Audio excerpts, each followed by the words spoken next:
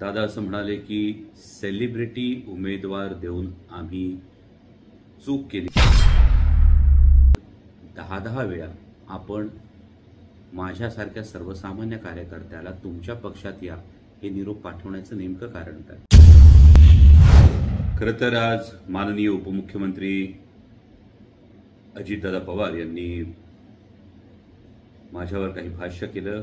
ते मोठे नेते आहेत, त्यामुळे माझ्यासारख्या सर्वसामान्य कुटुंबातल्या व्यक्तीनं त्यांना उत्तर देणं उचित नाही असं मी कायम म्हणत आलेलो आहे। परंतु जे वैयक्तिक आक्षेप त्यांनी घेतले त्याविषयी उत्तर देणं क्रमप्राप्त आहे। दादा असं म्हणाले की सेलिब्रिटी उमेदवार देऊन आम्ही चूक केली किंवा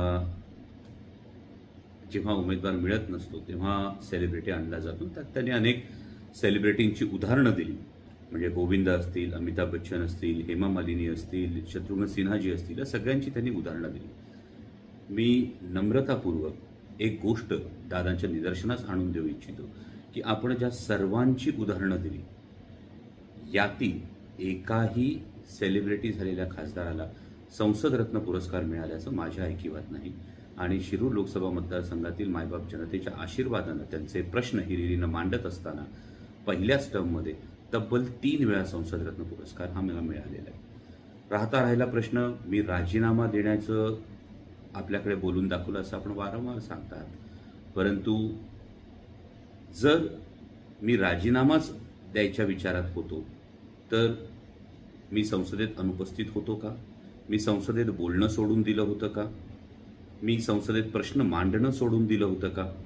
जर आपण सगळा लेखाजोखा बघितला तर हे आवर्जून नमूद करेन की आपल्या पक्षाचे प्रदेशाध्यक्ष जे आहेत हे सुद्धा संसदेमध्ये रायगड लोकसभेचं प्रतिनिधित्व करतात आणि आपल्या पक्षाच्या प्रदेशाध्यक्षांच्या संसदीय कामगिरीपेक्षाही आपण सेलिब्रिटी म्हणून हिणवता, पण माझ्यासारख्या सर्वसामान्य शेतकरी कुटुंबातल्या एका मध्यमवर्गीय व्यक्तीची संसदीय कामगिरी ही आपल्या पक्षाच्या प्रदेशाध्यक्षांपेक्षा उजवी आहे, हेही आपण रेकॉर्ड तपासून पाहू शकता।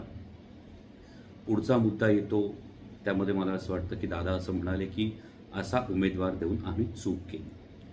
मला वाटतं की हा प्रश्न पडतो की ही अप्रत्यक्ष कबुली तर नाही ना, कारण ही चूक ज्या आमदारांचा आपल्याला पाठिंबा आहे म्हणून आपण पुन्हा भूमिका बदलल्यानंतर उपमुख्यमंत्री पदावर विराजमान झालेला आहात, या आमदारांना निवडून आणण्याच्या दृष्टीनं जी शिवस्वराज्य यात्रा निघाली होती ती तुम्ही चूक केलेला हा आज तुम्हाला वाटत असेल तर हा माणूसच त्या शिवस्वराज्य यात्रेची संकल्पना असेल ती राबवणं असेल हे सगळं तो करत होता।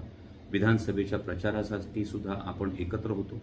इतकंच नाही तर आपली राज्य सहकारी बँकेची चौकशी सुरू झाल्यानंतरही ही शिवस्वराज्य यात्रा माननीय प्रदेशाध्यक्ष जयंतराव पाटील साहेब यांच्या साथीनं आम्ही पूर्ण केली आणि आपणच निवडणुकीचा निकाल लागल्यानंतर याविषयी कौतुक सुद्धा केलं। त्यामुळे मला वाटतं की केवळ भूमिका बदलली म्हणून ही भाषा बदलते आहे का, हा एक मोठा प्रश्न निर्माण होतो। आणि जर ही खरोखर चूक असेल तर मला असं वाटतं की अजितदादांचं पहिलं विधान हे शिरूर लोकसभेला साधारण महायुतीकडून कोण उमेदवार असणार आहे याविषयीचं इंडिकेशन आहे, कारण दिल्लीतल्या वर्तुळामध्ये ही चर्चा सतत कानावर येते की शिरूर लोकसभा मतदारसंघामध्ये समोर कोणीतरी सेलिब्रिटी उमेदवार महायुतीकडून असणार आहे आणि त्यामुळे जे महायुतीकडून सगळे इच्छुक उमेदवार आहेत यांच्या एकूण उमेदवारी मिळण्याच्याच गोष्टीवर एक संभ्रम तयार होतो। पुढची एक महत्त्वाची बाब मी माननीय उपमुख्यमंत्री महोदयांच्या निदर्शनास आणून देऊ इच्छितो की देशात माननीय पंतप्रधान यांचीच हवा आहे हे जे परसेप्शन करण्याचा जो प्रयत्न होतोय, मला वाटतं कालची पाटणा इथं झालेली इंडिया आघाडीची सभा जर आपण पाहिली असेल तब्बल 15 लाखाचा जनसमुदाय या सभेसाठी होता आणि भारतीय जनता पक्षानं पहिली यादी जाहीर केल्यानंतर काही त्यांच्या नेत्यांनी राजकीय निवृत्ती घोषित केली आहे। गौतम गंभीर असतील, त्यानंतर असनसोलमधून ज्यांना उमेदवारी असेल ते असतील, या सर्वांनी आपली तिकीटं परत केलेली आहे। त्यामुळे भारतीय जनता पक्षामध्ये सर्व काही आलबेल आहे असं जे चित्र आपण सांगता आहात त्यामध्ये कितपत तथ्य हे एकदा आपण तपासून पाहू आणि सरतेशेवटी खरं तर मी या आधीपर्यंत सगळे संकेत पाळले. खाजगीत झालेल्या गोष्टी न जाहीर करण्याचा जो एक अलिखित संकेत असतो तो मी कायम पाळला.